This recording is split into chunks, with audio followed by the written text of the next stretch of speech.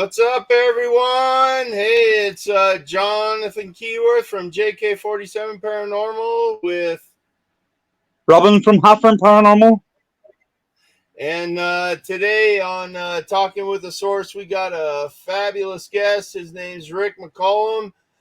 He's been to many places. He's acted in a lot of movies. He's seen a lot of things in life. So let's bring him in here. That's a scary looking guy. How you doing, buddy? Good. No wonder they make me play monsters. Holy cripes. So how's things, Rick? Things are going really well, actually. I'm getting to. A matter of fact, I don't know if you guys know of the Winchester Mystery House. Oh yes. Yeah, that's Robin's favorite. I'll be ghost hunting there in 6 days. So that should be fun. It's actually going to be on a live stream called spiritrealm.net if anybody wants to see it. It's myself and Patty Negri, who's a psychic medium. She's going to be doing a seance. We had Patty on not too long ago. Patty's cool. She introduced her book and everything. She was a fabulous person, and she's going to be back on at some point. Yeah, she's really cool. Yeah, she's going to do a seance there, and then we're going to do the ghost hunt. So that should be really interesting.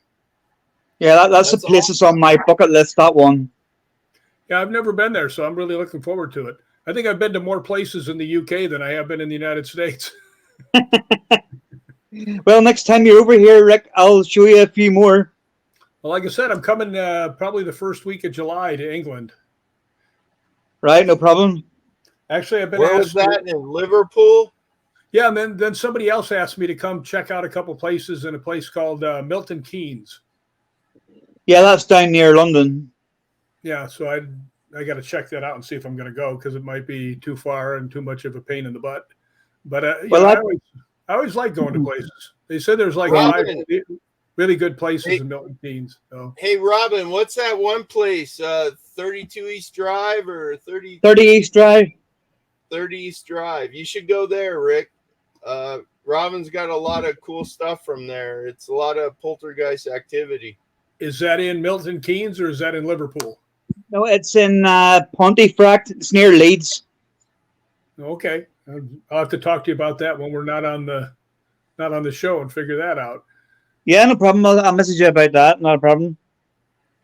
So Rick, why don't you begin by telling us about your first paranormal experience and what got you interested into the paranormal?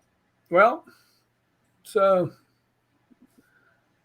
my grandfather had been a security guard in Chicago, and he got killed in one of those gun cleaning accidents. You know, if you get my drift, you know, and he wanted to be buried in Paducah, Kentucky, and my mom didn't have very much money. You know, we didn't have a lot of money when I was a kid, so we put him on a train, and we went on a train to Paducah to bury him. And had a couple surprises there. When we got there, we met his brother. Now, my grandfather's name was Joe Kelly. When we got down there, we met his brother and found out that he had actually lived his whole life in Greece, pretty much. Actually, in Sparta is where he was from. And his name was Leonidas Voholius. Oh, wow. So I went from having 100% Irish grandfather to being 100% Spartan grandfather. So that was interesting. But when we got down there, we went to the funeral home. They took his casket there. And then my mom, because this happened, I mean, everything happened like real quick. We had to do everything, you know, spur of the moment. And I was only 13, so I wasn't helping much. But we didn't have a hotel room or anything. So we just decided to walk to see the closest one we could find to the funeral home. And we came up to one that looked like the set for like Psycho. It was one of these old brownstone buildings with the neon flickering outside because it didn't work right. And, you know, just kind of real run down. And we went inside. My mom asked the receptionist, he asked the guy, he said, do you have any room? She goes, he says, I got one left. She goes, well, how much is it? And he told her. She goes, oh, okay, we'll take that. It wasn't very expensive. And it shouldn't have been. But anyway, we go in there, and as we start to go up, and he goes, oh, by the way, that room is haunted, right? Now I'm 13. You know what my reaction was? Yes. Yes. It's That'd be my reaction and all. Yeah. So we go up there, and the room looks like a volleyball court turned sideways. It's about 20 feet long, and it's all wood. And the beds are on each side of the room. The beds are on, so one on the far wall, one on that wall, and about 20 feet apart. So we went to bed because we've been walking and traveling and everything else. And in the middle of the night, I hear my mother scream. So naturally, I pop up and I look, and her bed is just flying across the floor right towards me. Right. So I'm looking, then I realize my bed is going towards her. So we're both zipping across the floor, and we bashed into each other in the middle of the room. And we just sat there and looked at each other for a few minutes. And finally, my mother just went, I think that guy downstairs is right. So that actually got me really, really interested. And after that, I was hooked. I had to find out what the rest of the stuff that was going on, No, of course. And you've been in a lot of movies. Like I did some research on stuff. Why don't you give us a bit of an outline on all you've encountered with in Hollywood? Oh, geez. I have done not just movies, but like I'll just give you a hint. I did the Walking Dead webisode that won the Streamy Award, Cold Storage. I did the short film that won the Star Wars Challenge at Comic-Con. That was Adam Green's movie. It won Best Action and Best Film. A lot of stuff like that, which was pretty cool. But I've done probably 65 or 70 movies alone. So I've done movies with Clint Eastwood. I've done Naked Gun movies. I've done lots of horror movies. My first movie was with Chuck Norris, Lone Wolf McQuade. So 1982, I think, is what 1982, and that's where I met my best friend Kane Hodder. We were both on that movie together, and then he ended up going on and becoming Jason Voorhees. And we've done probably 25. I think last time we checked was 29 or 30 movies together. Nice. So, yeah, that's and awesome. I tell you what, I must say to you, Rick, the Naked Gun films are some of my favorite films. That kind of comedy is just. It really is so stupid. It's funny, isn't it? Yeah, it's so out there. It's hilarious. Yeah. Leslie Nielsen was a genius. Yeah, I did the last one, 33 1/3. Yeah. Frank Drebin. Yeah. Police Squad. Yeah, I know. He was a complete genius as far as comedy went. Leslie Nielsen? Yeah. Yeah, I have actually done 2 movies with him. I did another movie called The Patriot. And that wasn't the one with Mel Gibson. It was a different movie. But that's a great movie. I love that movie. Yeah, but the one with Mel Gibson, I didn't do that one. I did The Patriot, and it was with Leslie Nielsen and Jeff Conaway and some other people. That's awesome, man. Congratulations on your success there. And I don't know how successful I was. I got killed in the movie. I really love it. That's the main thing. Which one's that? I said you were in them. That's the main thing. Yeah, it's true. I've been, the Hatchet, the 4 Hatchet movies, I've been in all 4 of those, which most people don't know because I was doing stunts in the background. But in Hatchet 2, I played a character that got horribly killed, right? So that was pretty cool. And so do you want to give us a bit of an insight as well, Rick, about the stunts that you do as well? Yeah, I was going to say the stunts. I've done all kinds of stunts. I did in a movie called Dark Wolf, where I was playing the title character, which was a 4-legged werewolf, which I had to be on hands, with arm extenders and run across the ground, and not easy. But there was a stunt in there where I have to run and jump on the hood of a car and try and get the people. I'm trying to break the windows and try and get them out. Car takes off going backwards about 20 miles an hour.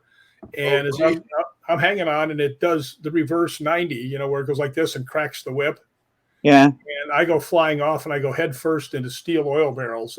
We had them stacked up too high and too deep. And I just went in there and it looked like bowling pins, everything flying around. What was really funny, well, it wasn't funny at the time, but one of the barrels flew up and hit me in the side of the head. And it had give me a cut inside my ear. And then I hit another barrel on my lower back as I went flying forward, because there's barrels everywhere, right? And I landed on the ground, and I'm laying still because they're shooting above me. They didn't want to see me after I went through the thing. They wanted to think the wolf ran off, was hunting them or something. So I'm laying flat and they yell cut. And my friend comes over, Robert Pendergraft. He was the special effects guy. He's taking off the face sheet, the face, the whole helmet.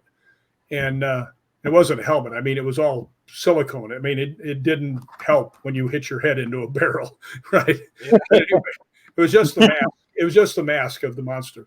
But anyway, he takes it off, and he's saying, hold still, because, I mean, I went head first into the steel barrels. I think they thought I broke my neck.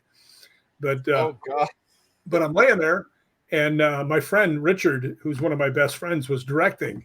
And they pull the mask off, and you could see blood coming out of my ear. So now they think I had like a brain hemorrhage or something, a brain damage or something.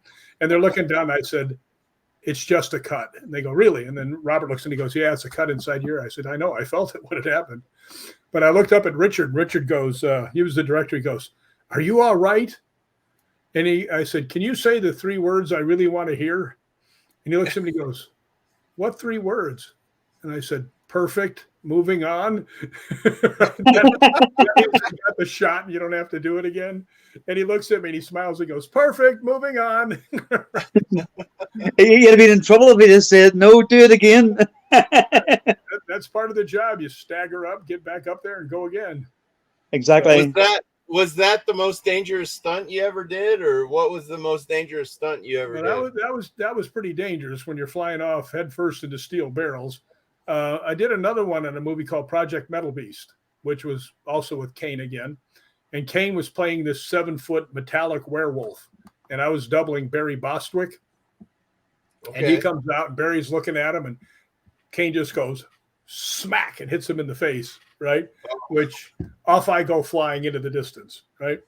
Well, when we were setting it up, Kane says, look, I want you to go flying, really good flying. I said, I know, I brought the mini tramp. Trust me, I'm going to get a lot of air. And he says, okay, where are you going to land? And he says, I don't want to see any boxes. Now, in stunt work, a lot of times you'll see cardboard boxes like, in a storeroom. You see guys always flying into that. That's what we use to break the fall on a lot of stuff. And he says, I don't want to see you flying into boxes. So I'm walking around looking, and there's this steel rolled down door, industrial strength one, because we were in a water plant. So nobody was looking. So I ran and I jumped up and I hit it with my shoulder, and it knocked me backwards about 3 feet. So I thought, oh, all right, this will work. So I went up to Kane. I said, put the camera over here. He says, okay, what are you going to do? I said, I'm going to get back there, going to run, hit the mini tramp, go upside down and backwards into that wall, right, and then onto the ground. And he goes, what are you going to put underneath it? I said, nothing. I'm going to land on the concrete. And he goes, are you sure? And I said, yeah, I got this. I got to figure it out, right? Because I've got knee pads, I've got elbow pads, and I've got a back pad, right? So I figure as I fall, I'll just hit on my elbow, break the fall with my elbow or my knee. And I knew that when I hit the wall, it was going to kick me back. So I knew I was going to come flying out on my side, so it'd be fine. Well, I hit the wall so hard that it went backwards, and I went straight up and down onto my head on the concrete, right? Oh, now, realizing that I was looking forward, you don't want anybody to see your face when you're doubling somebody. So as I hit, I spun around, put my arms up in front of my face, and then, was facing the other direction. So Kane comes over, the yell cut. He comes over, he goes, you okay? And I say, yeah. The director says, did that hurt? I said, of course it hurt. Out of my head on the concrete from way up in the air. What do you think? Yeah, it hurt. So then they grab me and they throw me into a pile of metal, sharp metal stuff. And I'll I go flying into that. But Kane told me a story that was really funny. Is there was 2 kids talking to him before the stunt, and they wanted to be stuntmen. And when they saw what I did, he said, all you could see was them leaving. I could just picture that. Yeah, they probably went into public service somewhere.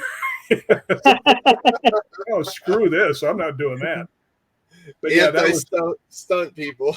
Yeah, that was one of the hardest hits you'll ever see on a movie. It really was. Oh, man. You know what Kane always says? Whenever we do something, you look at somebody and somebody say, man, that was a hard hit. He goes, not harder than Rick's fly through the air, hit your back, land on your head, and spin like a top trick. So, yeah. So you've done a lot of paranormal investigations. Can you name some of the places that you've been to? Oh, my goodness. Going to have to go to my cheat sheet here. It's in the back of my book. While you're at your cheat sheet, Rick, I'll just quickly give a shout out because AJ isn't here tonight because he's working. He's another one that usually comes on with us. He's had to work, so we're holding for him. And also, we're actually sponsored by a company called FCD Ghost Boxes. So, there's a guy in the UK here, Nigel, makes some really good ghost boxes as well. But I'll just carry on then. Okay. Yeah, I can tell you that I have ghost hunted in Australia, Switzerland, Puerto Rico, the Bahamas, England, Ireland, and Scotland. So I've been around. But here's some of the places that you'll probably notice: Leap Castle, Hellfire Club, Mansfield Prison, Clive Barker's house, the Whaley House, the Birdcage Theater, Greyfriars Cemetery, Trans-Allegheny Lunatic Asylum, the Queen Mary, the Pioneer Saloon, the Stanley Hotel, Sloss Furnaces, the Real Mary King's Close, Bachelor's Grove, the Old South Pittsburgh Hospital, Linda Vista Hospital, William Heath Davis House, Buffalo Central Rail Station, St. Andrews Castle, Battle of Rosslyn Battlefield, the Omen House, the William Wallace Cave. Now, that was only one side of this list. The other side, I don't want to keep just reading, but that's only one side of the list. Can I just ask you, Rick? Yeah. Can I just ask you, because you mentioned there a couple of places that I've actually been to myself. The Real Mary King's Close in Edinburgh, Scotland. Yeah. What did you actually think about that place? What did you actually find in there? Well, it's very haunted. I've been in there a couple times, and a couple times it was kind of slow. But a friend of mine, who at the time was the manager, asked me if I wanted to bring in some of my friends and ghost hunt the place. And I said, no, not as much as you charge me, you thug. Right. And he goes, I'll let you do it for free. And I said, see how you are. Right? So anyway, I invited my friends from Scottish Paranormal, which is an extraordinarily good group. I personally think it may be the best ghost hunting group in the world. I really do. And I happen to be a lifetime member of it too. They put me into their group, so I've ghost hunted with them a lot. So I decided to do a para-unity hunt. So I got a couple of guys from Scottish Paranormal. I got a couple of people from Premier Paranormal, the ones that actually took me to England. I got 3 people from Anubis from England, and we all got together to ghost hunt. And when we got there, I said, okay, here's what we're going to do. This is going to be a para-unity ghost hunt. So you can't ghost hunt with the people you came with for the first hour. So they had to ghost hunt with a different team. So everybody got to meet everybody else and ghost hunt together. But after we were done, the guys from Scottish Paranormal said, they've been there many times, and they said they've never seen it. Drop my light. Sorry. No, you're good. They'd never seen it that active, and it was freaky haunted. There was a spot down there near the little girl Annie's room, and we were just outside the room, and I started hearing something, and I see the other people, looking around, so I know they're hearing it too. And you guys know enough. You never say, "Hey, I hear this. Do you hear it too?" You always ask them what they hear, right? Yeah. So I just looked up. I said, "Are you guys hearing something?" They go, "Yeah." And I said, "What are you hearing?" And they all said that. There was 3 women that were standing there. They all said the same thing. They said, "Sounds like a loud heartbeat." And I said, "I know. I can hear it too." And one of the girls was the assistant manager. I said, "Is that something in the building?" And she said, "Uh-uh." I said, "Could it be something upstairs?" She goes, "You can't hear outside from way down here." So that was really interesting. We saw when we were leaving, there's this one hallway that's like real steep up and down, if you've ever been there. Yeah.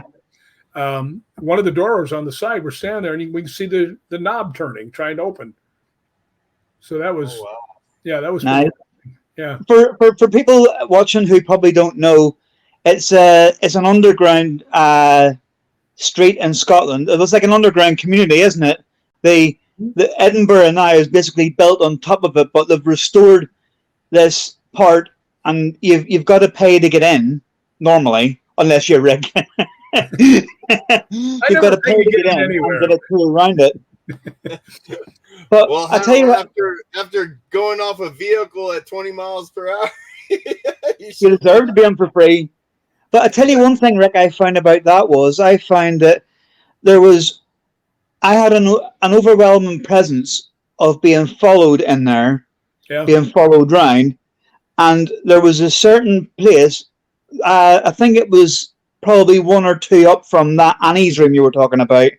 Mhm. And you go in and you see all the little, like, what we would call living rooms, and, you know, little beds and stuff. And there was one of them that I went into and got the feeling that I was being hurried straight back out of it again.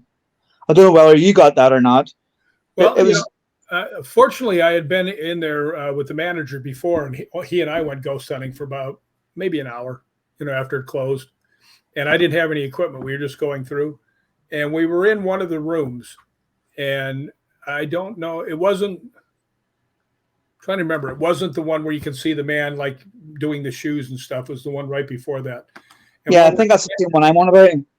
Yeah. While we're standing there, and it's got wooden floors, I'm sitting there and I turn around and I look and I hear real loud someone walking up to me. And I just turned around and looked, and I looked at him, and we're like, whoa. that was interesting. Yeah. And then I'm trying to think, there was somewhere else you said that you'd been to over here, then, and I'd been there as well. Bolton Abbey. No, I've done Bolton a few times, but not the actual Abbey. Yeah. But no, when you were in Edinburgh, did you ever do the Edinburgh vaults? Oh yeah, yeah. Matter of fact, I wish I had known that you wanted some evidence up there, because I have something that I was told. I'm not sure, but I was told that they use these pictures to help, with the tour. Because when I went down there, they say they always see a lady in white at the end of the hall, at the end of the, the hallway. Yeah. And I picked up my camera and I just said, I understand you're supposed to be down there. And then I noticed we had a laser grid up, and I noticed there was a spot that was missing, right? So I just went, I said, we always hear about a lady in white. I said, can you make show yourself? And I clicked the photo, and nothing there. So I said, no, really, I would love to be able to talk to you and to be able to see you. And I clicked a picture, and I looked down, and they're right in exactly where they always see the lady. There's a white light just going, human shape. Yeah. And then I said, can you come a little bit closer? And the next picture, it was about halfway down the hall, right towards me. And the last one looked like a cylinder of light going right over the top of my head. So, right. Yeah, that place is really active. Yeah, we did that on a just like a public tour, really, the vaults, and it was me and my missus and my mother-in-law, and they took us into the first room, and the guy that was doing the tour asked us to sort of gather around in a semicircle where the big fireplace is. And as we gathered round, I tapped the mother-in-law on the shoulder and I says, look over in that back corner. And she says, why? And I says, there's a man standing over there. And she, because I at the time I used to keep forgetting, thinking everybody could see it. And she was like, where? And I says, over in that corner. I says, there's a man standing there. He's not doing nothing. He's just standing watching us all. And she was like, no, I don't see anybody. And then the tour guide started talking, and he said, this room is notorious for a guy who watches everybody, and they call him the Watchman. And she looked at me and she went, wow. I said, he's literally standing in that corner. Well, we did have other things happen in the vaults. I was sitting down cross-legged up where there's like a little set of stairs that go up to a very small like room that's in there, like where you would store things. Yeah. The vault itself. And I was sitting up there, and this one girl was actually filming me while I was talking and, using the K2 and meter and stuff. And I'm looking at her, and I can see the whole hallway. She's only 20 feet in front of me. Nobody else is there. And I hear her talking, and I'm listening. And finally, I just looked up. I said, Carol, who are you talking to? Right. And what the heck is his name? I forgot. Brian. She goes, I'm talking to Brian. Right. And I said, Brian's not over there. I said, he hasn't been here the whole time. She goes, he was just standing right here. I was talking to him. I said, I'm 15 feet away from you. I can see you. There's nobody there. Right. So a little while later, we went back in, and we went into the last anteroom off to the right where you leave, and there's a dark mirror. So we tried to do the scrying thing. Yeah. And I wasn't getting anything. Carol wasn't getting anything. The other guy wasn't getting anything. And then Brian Harley, his name is, he runs Premier Paranormal. Good friend of mine. He's looking in there, and we come out and we sit and we're waiting for him. And after about 5 minutes, we hear him just blabbing away in there, right? So he turns around, he walks out, and he sees me, and he goes, I said, who are you talking to? He goes, I was talking to you. You were standing right next to me. I said, I've been sitting here the whole time you've been inside. So it happened to two different people. So, I mean, that's pretty interesting. Yeah. That's awesome. Hey, I got a clip from the Hollywood Ghost Hunters on YouTube that you were at. It's when you guys were at the Omen House, and it's a really good depiction of how paranormal activity can affect lighting. So I just wanted to share this clip, and maybe you could talk about it here. Well, you just wanted to show that one because that's back when I was fat. But okay, go ahead. Oh. Yeah, well, let's add it to the stream here, and you give. We'll let it play here.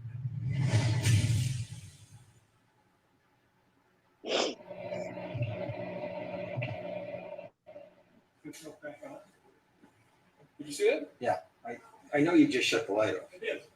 That I did see. Okay. So there's Okay, three we lights should check down the with them and hallway see there. whether- Just watch these three Yeah, whether they lights. do It's that. crazy. Oh man, is that supposed to be turn around? You can see one of them's on, but not the rest of them, Look at the light. and the other one's blinking.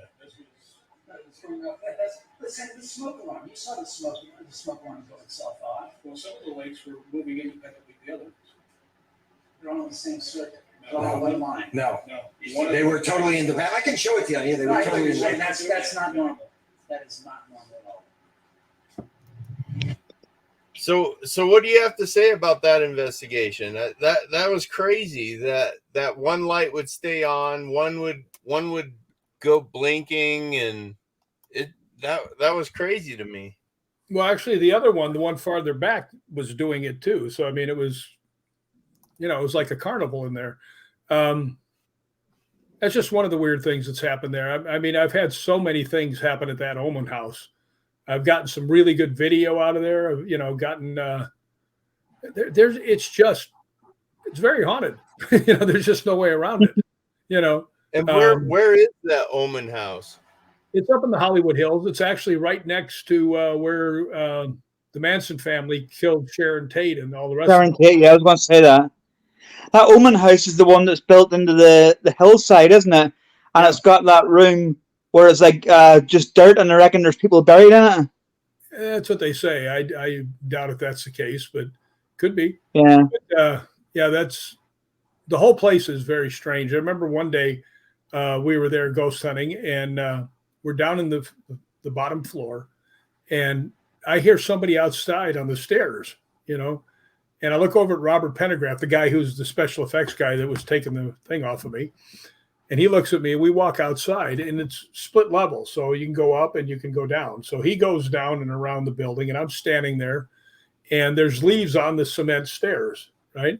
And I'm looking down the stairs waiting for Robert to come back, and I hear behind me crunch, crunch, crunch, crunch on the leaves, somebody walking down the stairs. So I turn around and I look, and there's nobody there, but I can still hear each step going crunch, crunch.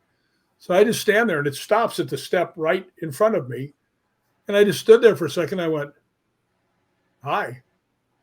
Right. And then I heard laughing behind me because Robert was coming up the stairs, and he heard it, and he saw me, what I did. Hi. I mean, what are you going to say? He walks right up to your face. That's all you can really say is hello. How you doing?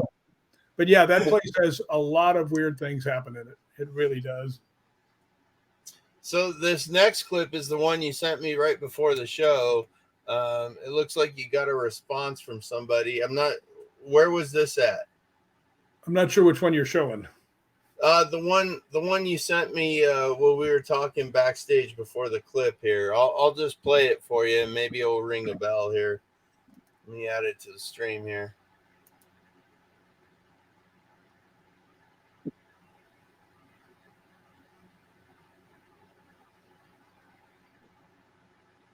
The energy.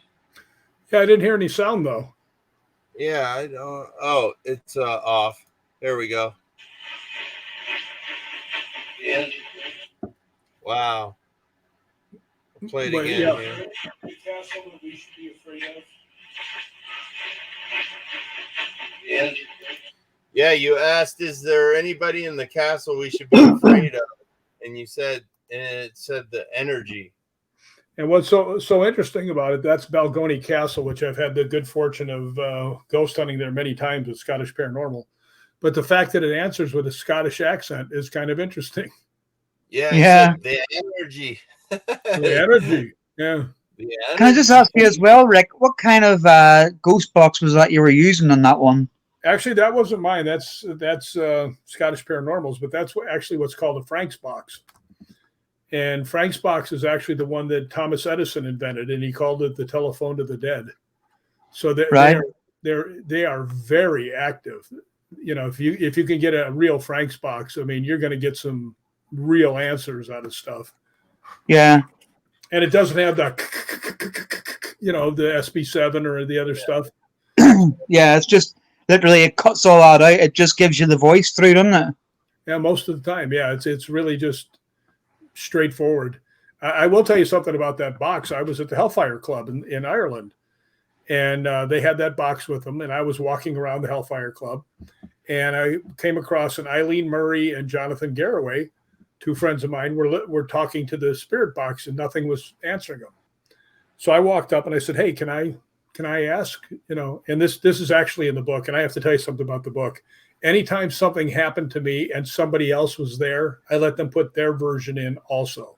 So it's not just me saying whatever I want, because if you're writing a book, you can write anything you want in there. Nobody's going to say any different. But I think it adds a lot of value and validity to what's going on if other people who were standing there say the same thing, right? Yeah. Or very close to it. Exactly.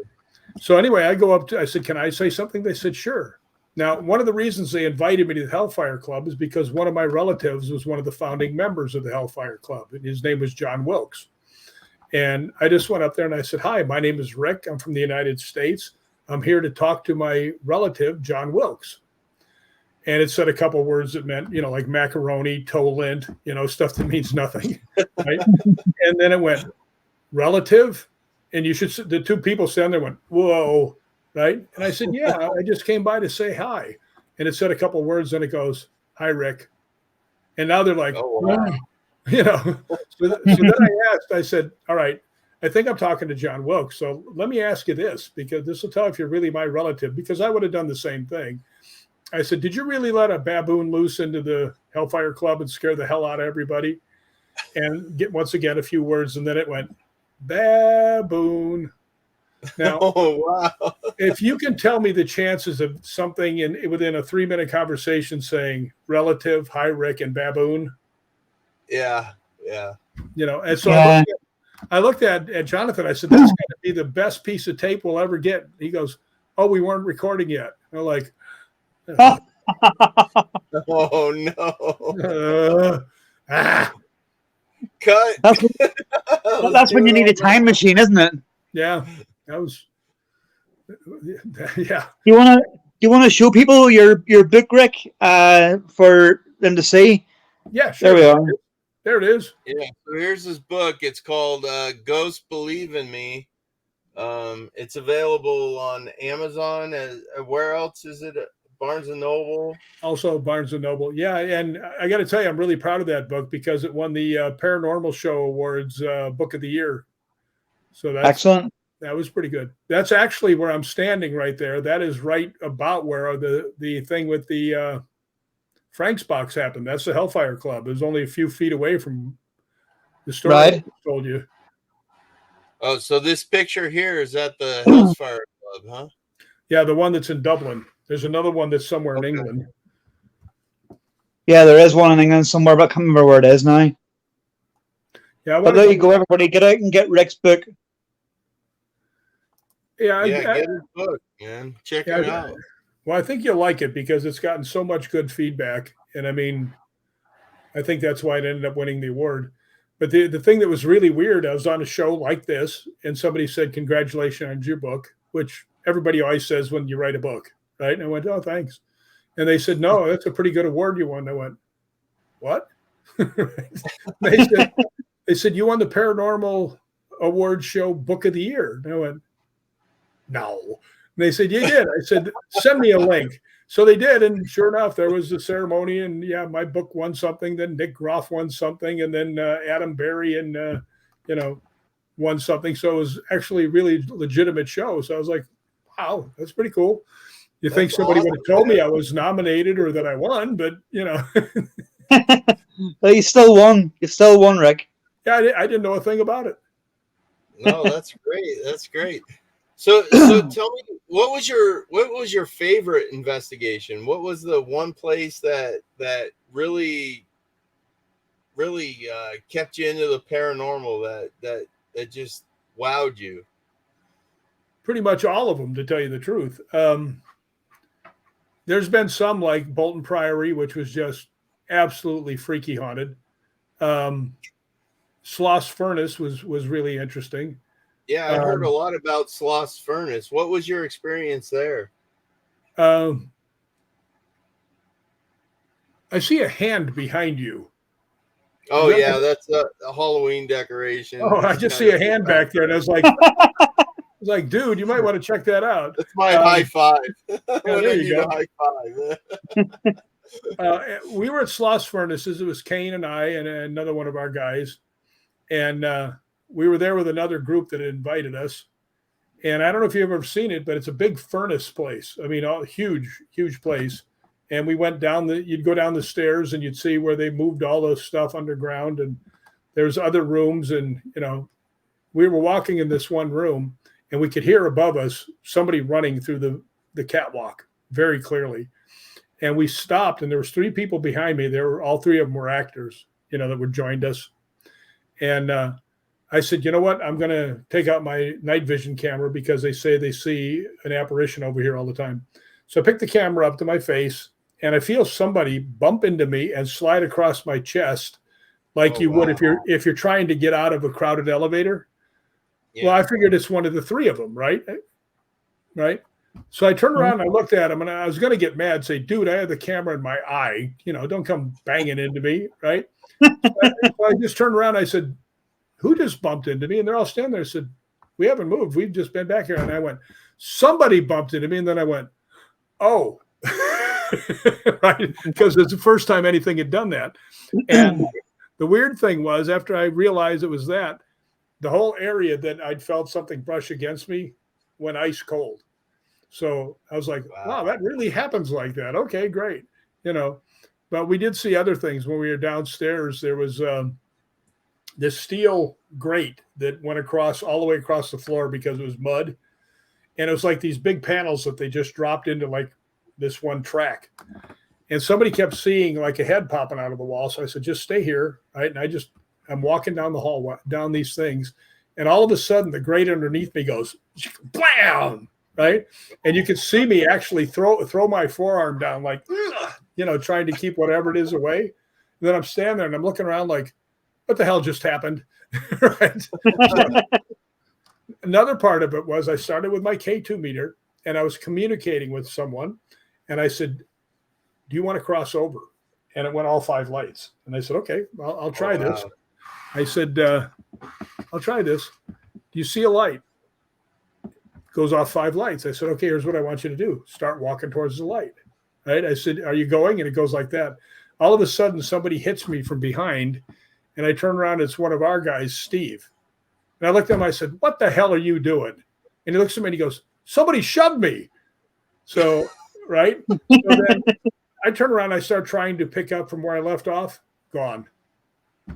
So I don't know if something down there shoved him into me to get, throw our focus off. But and Steve weighs about 280 pounds. He's not exactly Tinkerbell when he bangs into you. Of course, I'm not. You sound, Rick, like you definitely have the gift there because you seem to get stuff everywhere you go.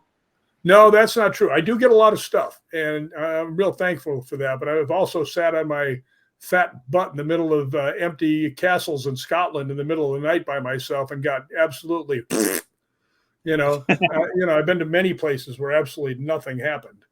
Yeah. And that's Well, I would like to actually take you. You were saying about coming to Liverpool. I would actually like to take you to the underground World War II tunnels down there, if they're still open. They I think actually have. I've Have you actually been? I've actually been there. They have all the pictures on the wall that they drew.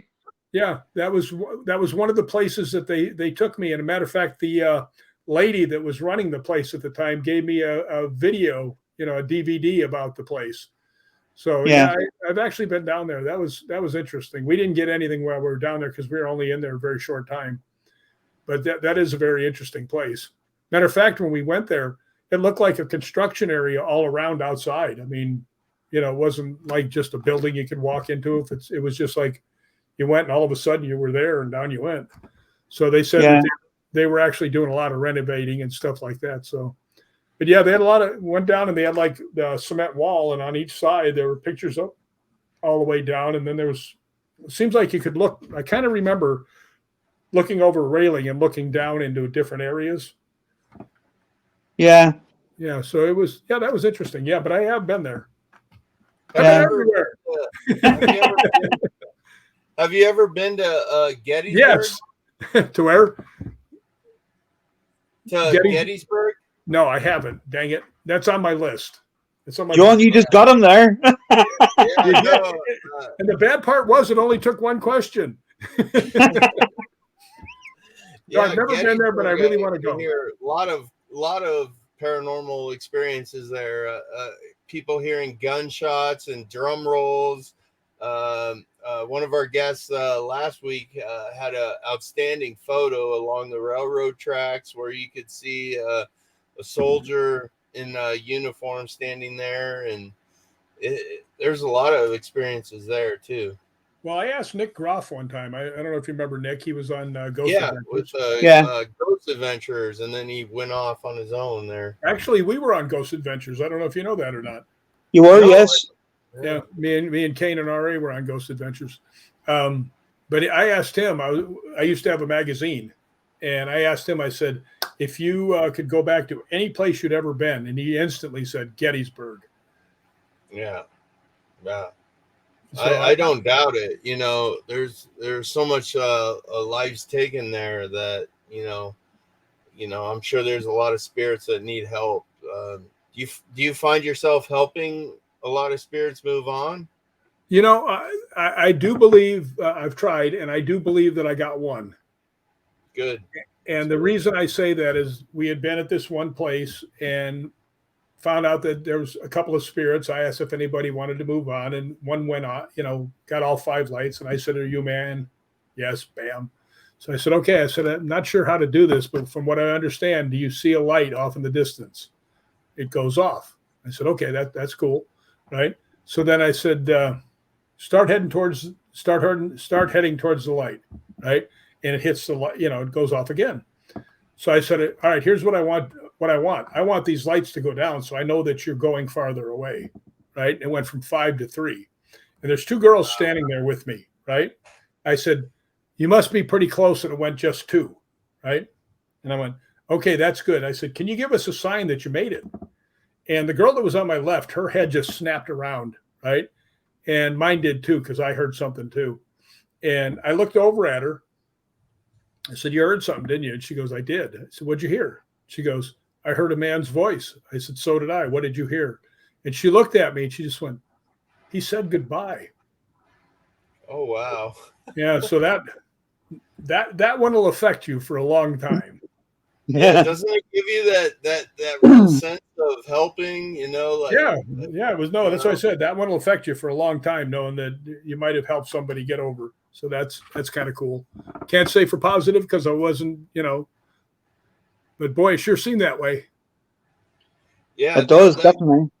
That's where my paranormal field started, was helping people that no one else would believe, and I've been from coast to coast helping families, pass these spirits on so that they can live their lives. Dealt with a lot of stuff, so A lot I know of stuff exactly out what you mean. There's a lot of stuff out there too. Yeah. There is. I will tell you something that was really interesting, and I wish I could put the pictures up, but I don't really have them here. This one lady called me out, African American lady, roughly about my age, right? And super personality. She's one of these ladies that should have been on a comedy. I mean, she's all bubbly and everything else. So I go over there with one of my other guys, and we go through her house and everything else. She had a loft. Came back down, and I said, Donna, I don't think your place is haunted. And then she says something no ghost hunter wants to hear ever. She goes, oh, I don't think so either. I'm like, what? What am I doing here? Why'd you call me? Why am I here? No, and she looks at me and she goes, I think something's attached to me. Now, we all know what that means, but do you know how to quantify it? Right? Right. So, yeah, I mean, I've had something attached to me twice, and it's one time it almost killed me. So that's just another story. It's in the book. But both times are in the book. But anyway, I knew she just wanted to feel better, right? So I thought, okay, what can I do to make her feel better? So I took out the K2 meter and I ran it over and I said, look, Donna, nothing's going off, right? I said, here, let me use my night vision camera. And I used that. And I said, see, there's nothing here. And I just gotten an attachment for my phone that would let me do FLIR, thermal imaging. And I picked that up and I took a picture of her. And there was a thing about the size of a football in her stomach that was black and purple. And I was like, oh, that's not good. Because if it's that means it's really cold, right? Yeah. So I said, were you like eating ice cream or something before we came, or like sitting there, holding the bowl or something? She goes, no. I said, do you have something on under your clothes? And she goes, no. Right. So I said, okay, do me a favor, go up and walk up and down the stairs. So she did, and I took another picture, and the thing is still in the same spot. So it wasn't a camera anomaly, right? It was actually there. Yeah. So she comes down and she goes, I said, well, here, Donna, here's the two pictures. It's there. I said, first thing you should do is go see your doctor because you might have some kind of blockage, right? And she goes, well, what if it is a attachment? I said, well, here's what you got to do.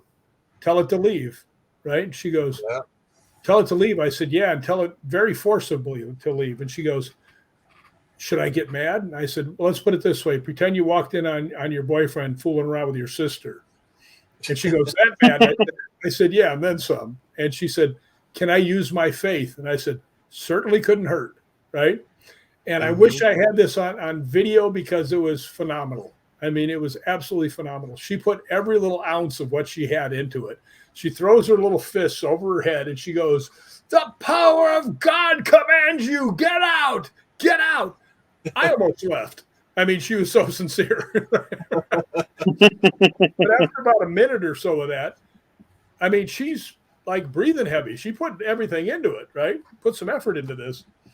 So I sat there and I let her calm down and I took a picture and I went, oh boy, right?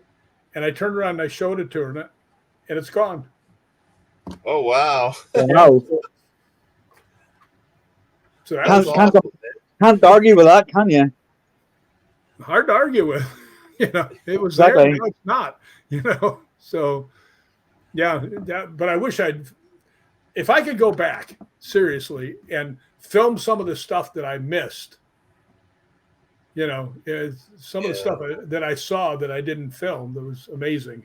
Like, yeah, absolutely. Just like when they said goodbye, I wasn't filming. I was investigating with the two people. Yeah. If we knew now what we knew then, Yeah, that's true. A whole different world. Absolutely true. Actually, back in the day, if I could go back, when I blew my knee out, I would have swerved instead of wiggled, Yeah. Actually, on my investigations, I still use a Polaroid. I get the best evidence from my Polaroids. Well, you can't fake a Polaroid. Exactly. That's it. So, is the Hollywood Ghost Hunters then? Is it still active? Is it still going to be doing more? Well, we're still up for ghost hunting together, but the problem is now that the three main guys, me and Kane and RA, all live in 3 different states now. You know, when we Yeah. started Hollywood Ghost Hunters, we lived pretty close to each other. You know, now RA's all the way on the East Coast, you know, Kane's farther up, you know, he's not in this state anymore. So it makes it kind of hard. But, you know, if we do a movie or something together, we're definitely going to ghost hunt. Or if somebody wants us to go on a ghost hunt, you know, I get a lot of calls from people, you know, production companies and stuff saying, you know, would you be interested in doing a ghost hunt? And then I say, yeah, but how much are you offering? And they'll say, well, that's, you know, this is a fair amount of money. I said, Kane's one of the biggest horror stars in the world, you know. Yeah, and I said, and RA's pretty high on the thing too. I said, it's, you know, it wouldn't be cheap. So, so there's that. So, personally, I've been doing a lot of stuff with 2 different groups, spiritrealm.net, which is where the Winchester Mystery House is going to be on, like on Saturday, Friday. Yeah, Saturday. It's going to be a live stream on Saturday. And the other one is Dark Zone TV. Now, Dark Zone TV, I've done a lot of stuff. I've done the Queen Mary with them. I've done the LAPD Museum repeatedly. You know, I've done a whole bunch of different places with them that are all live streamed. So, yeah, I think I remember them doing the Conjuring House a couple years ago. Yeah, for a week or so. I was actually on that.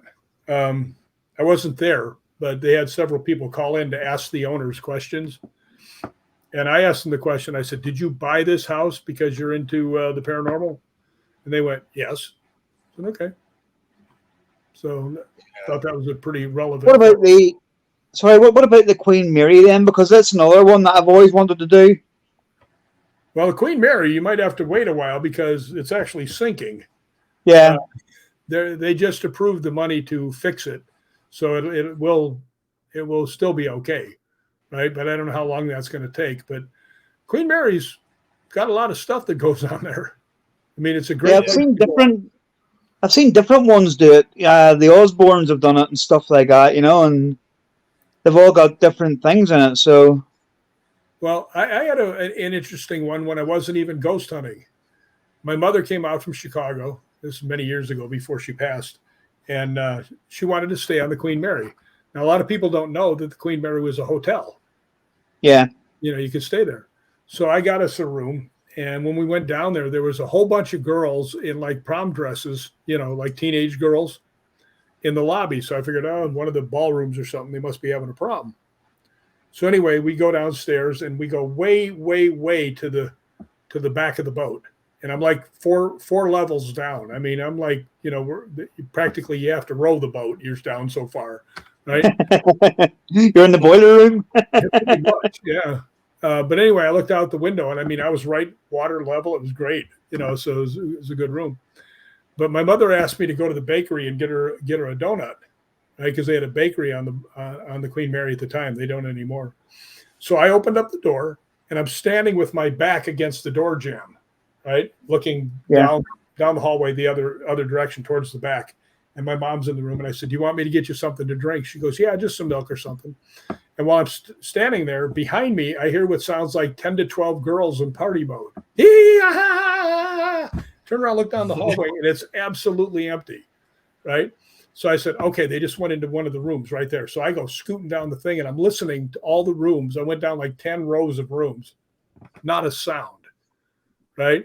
Wow. Now, it was either something paranormal or 10 to 12 teenage girls could all of a sudden be, you know, silent for the rest of the night. Not likely. Right? No, definitely not.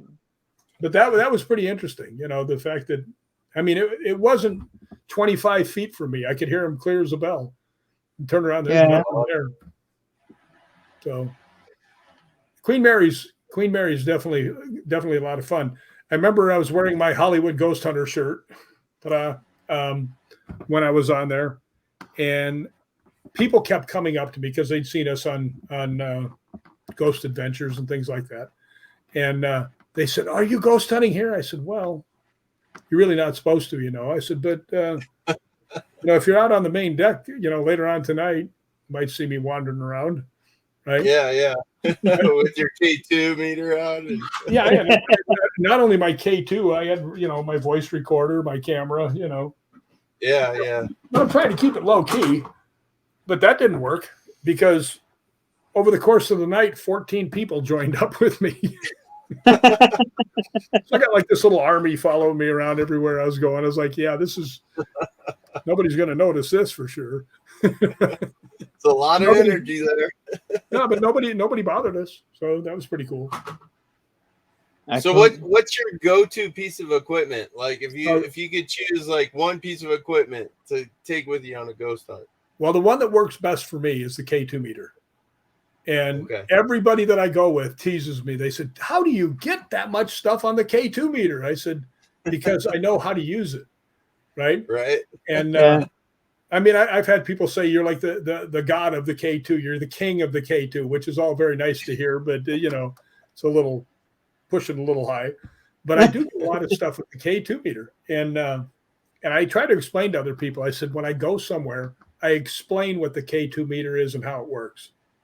Right.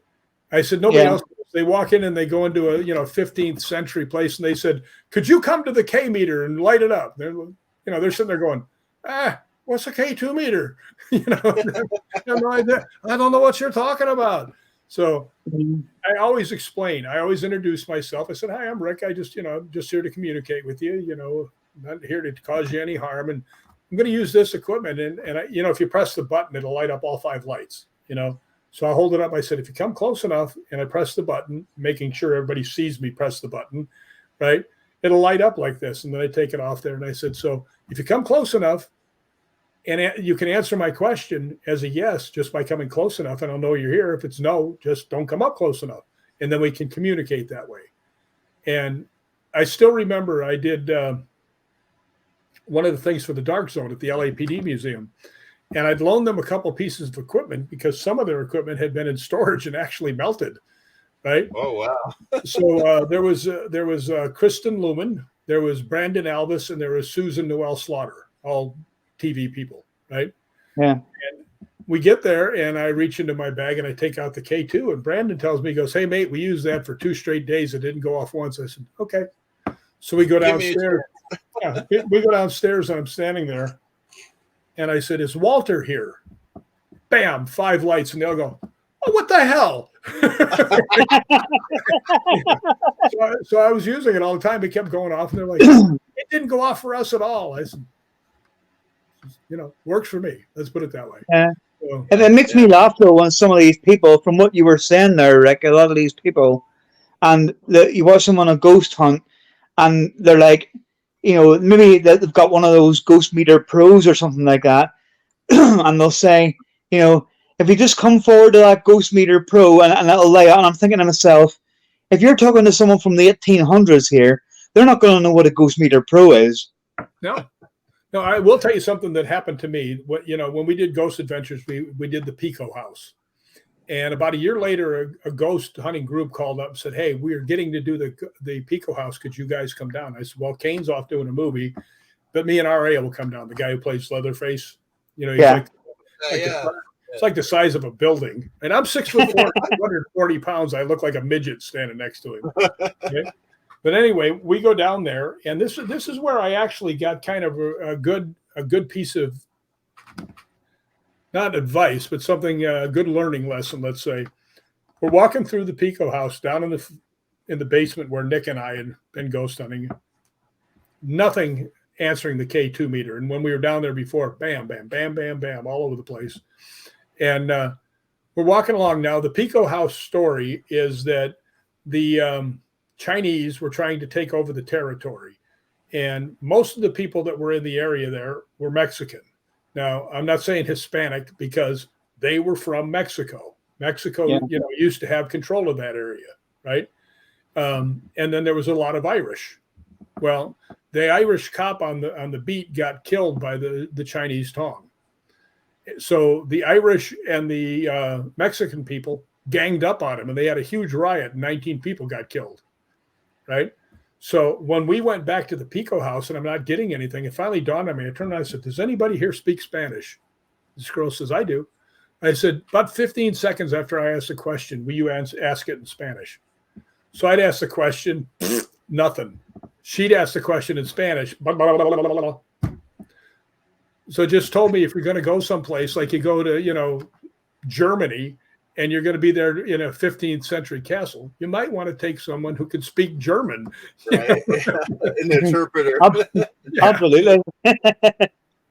But I mean, it was so cool the way it responded that quickly, you know, like, oh, now I know what you're saying. Good. That's Yeah. I mean, I struggle anyway because although I speak English, I'm from Belfast, so nobody understands me.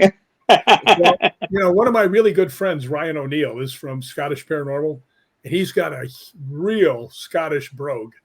And we'll be driving, going somewhere, and he'll be talking in the background. I'll turn around and say, "Will you speak English already?" So it's like I think the main thing about our accent from Northern Ireland is that I've slowed down a lot. We speak very fast over there. I've had to learn to slow down because living in England, people weren't understanding me.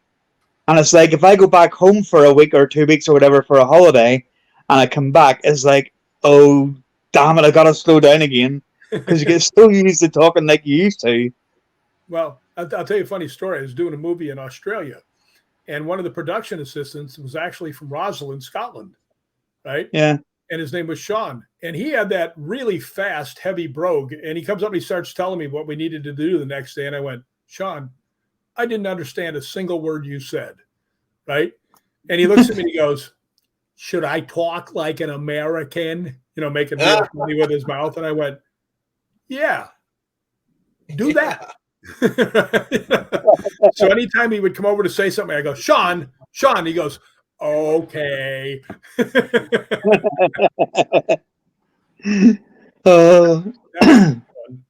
Well, Rick, it's been about an hour, man. It flew by. You know, you had some great stories. I can't thank you enough for coming on the show with us. You know, and telling your stories. So it was a lot of fun, and I gotta keep up with Robin here so he can, you know, maybe he can tell me some places when I get over there. Absolutely, I'll take you to a few, Rick. That's cool. So yeah, if you're ever in Colorado, I'd love to take you to the Holy Cross Abbey. I've been there 4 times. Very active place. They got well, you know what? One of my favorite places in all of Scotland is Glenwood Springs. Yeah. Right. Yeah. I've actually wanted to ghost hunt the Hotel Denver, which is right there. It's across the street from the. Have you ever been up to Glenwood Springs? I've been in Glenwood Springs. Yeah. Yeah, right on the highway, they've got this Olympic-sized swimming pool. It's actually a hot spring. So you go there in the winter and you see all these people standing out in the water because the water is really warm, and they got snow on their head. So they all look like giant Q-tips standing in the water. Right? Yeah, it's kind of cool. No, there's tons of places in the mountains here in Colorado that are haunted. You've been to the Stanley. You know, actually, I haven't been to the Stanley. Kane went to the Stanley. Yeah, the Stanley's really good. But I used to live in Colorado. I used to live in Lakewood. Oh, okay. Yeah. So I've lived here my whole life. My dad played for the Denver Broncos from 74 to 81. What was his name? John Keyworth. Oh yeah. Didn't he Number play 32? Didn't he play fullback? Yep. I never heard of him. He sung that song, Make Those Miracles Happen, before the 77 Super Bowl. So. I remember him very well. He was a monster. Yeah, that was my pops. He was the guy that the entire other team was hanging on to him, trying to pull him down. Like, still got his original helmet here. Nice. Yeah, I do remember him. I'm a Packer fan, so. That's all right. We can't be perfect. So. Actually, I actually happen to have right up here on my wall Packer certificate number 41. Oh, yeah. 1 share of stock, number 41. Well, I follow a different kind of football. Yeah, you follow that funny football. Yeah, but my team ain't doing great at the minute, so. I had somebody from Australia ask me, they said, well, you know, rugby's really tough. Do you think the NFL guys could play it? I said, an NFL team would destroy you. And they go, I said, why do you say that? I said, the fastest guy on your team probably runs like a 4.7 40-yard dash, 4.8. Yeah. The defensive linemen run 4.6 and they're 300 pounds. Okay. I said, they can bench press 500 pounds. if you're going to try and rough these guys up, they're going to bury you. I said, if it's no holds barred, that's even better. No holding calls or nothing. Well, how many times did your dad ever tell you that when he was on the bottom of the pile, someone was grabbing at his crotch or poking him in the eye? I mean, he told me many times they were biting him, pinching his nuts, doing everything they could to get him to give up the ball. There's an old story about MacArthur Lane when he first played against Dick Butkus, who was like this monster for the Bears. Yeah. And he comes running through the middle. MacArthur Lane was a really good fullback. He comes flying through the middle and just got slobber knocked by Butkus, right? And he was a rookie, and Butkus looked down. He goes, "Hey, welcome to the NFL." And the next play, they gave him the ball, and MacArthur Lane flattened Butkus, right, for a touchdown. And he walked by and he goes, "Thanks. It's nice to be here." That's such an NFL thing. I've heard so many stories like that. Yeah. He also talked about. I was just going to say, Rick, would you mind coming on again sometime in the future? Anytime you want. And I can actually send you and remind me, and I can actually send you some pictures and stuff that we can use. You know, I will do, because it'll probably be what we're thinking at a minute, round about maybe August, September time. That'll probably be good, because I'm going to be in Scotland for a month, and I'll be going to England and to Wales. Actually, Mandy Fellows from Anubis is trying to set up something just so I can say I've ghost hunted in Wales, because it's someplace I missed out on last time. But I'm going to be there for roughly a month. So as I come back, that would be good. Yeah, or maybe even like August, September, October time kind of thing, sometime around then. Well, but obviously, I'll be in contact with you before then anyway, and I'll hopefully we'll meet up in Liverpool and do somewhere. Yeah, that'd be cool. I'd be all for that. But I'll stay in touch anyway. No, thank you, Rick, so much for coming on. Well, thanks for having me. I appreciate it. Yeah. Well, thank you. Good luck in your future endeavors there. And here's his book again. It's called Ghosts Believe in Me. All our viewers, please check it out. It's available on Amazon and Barnes & Noble. So check that out. But Rick, I can't thank you enough for being on, man. Anytime. I'm always happy to do it. Excellent. Right. Thank you, Rick. Thank you very much. Guys later. You have a good day. See you soon. What'd you think, Robin? Wow. He was a nice fella. Very nice. A lot of experiences. I was glad he was able to share those with us. Absolutely. And he's willing to come again. So shout out to Nigel Mortimer and his Ghost Boxes for sponsoring the show. I'm sorry AJ and Steve-O couldn't be here with us, but it was a great show, man. Good job. It was, yeah. It was definitely. And right. I want to say as well, I sent the thing through to you the other night in the group chat. We're actually booked up to the middle of July now. Well, nearly end of July now. And I always give a shout out to Mr. and Mrs. AAP from the AAP Variety Channel, because they always send people over to us. But they're also going to be coming on at the end of April. Oh, great. No, that's awesome, man.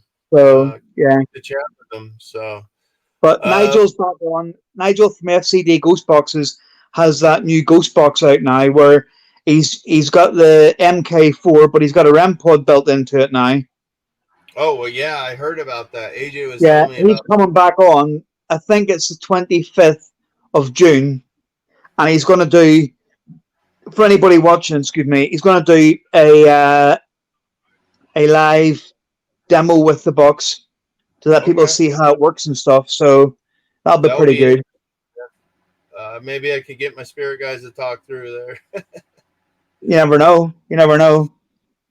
All right, but thank you everyone for tuning in, talking with a source. Jonathan Beavers from AK Paranormal and Robin from Hopper and Paranormal. So thank you guys, and have a good night. Absolutely.